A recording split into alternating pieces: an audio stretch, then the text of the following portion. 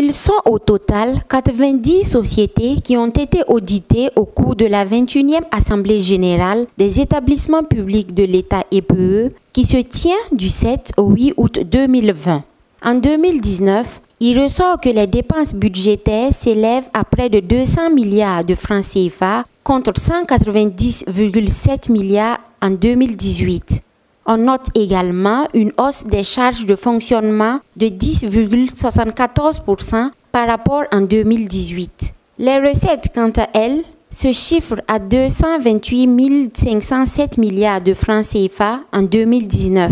Le taux d'autofinancement passe de 26,39% en 2019 à 26,37% en 2018, soit une légère hausse de 0,02%. Lorsqu'on examine la situation d'exécution des états financiers et de gestion de manière globale des institutions publiques de l'État, on constate deux choses. La première, c'est que malgré le contexte difficile, les établissements publics ont réussi quand même à maintenir un niveau satisfaisant de mobilisation des ressources propres.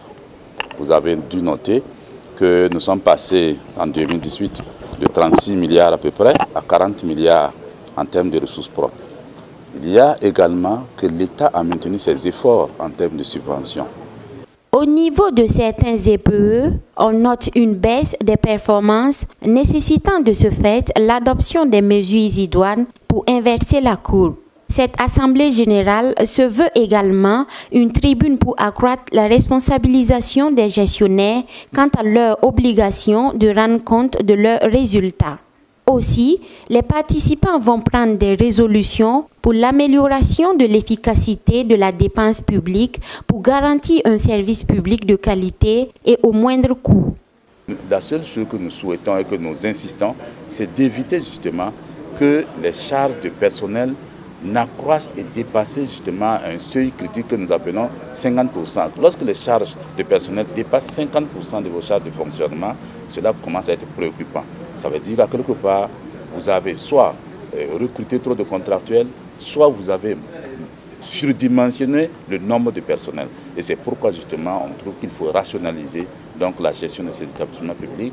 Selon le rapport de la gestion des EPE, l'analyse de la situation des dettes fait ressortir un total de dettes de 16,8 milliards de francs CFA, en baisse de 73% par rapport à 2018, quand il était de 62,237 milliards de francs CFA. En 2017, le total des dettes était de 58 milliards de francs CFA. Pour le Premier ministre Christophe-Marie Joseph Dabiré, il y a de réels motifs de satisfaction au regard du contexte difficile dans lequel les établissements publics de l'État ont travaillé durant ces dernières années.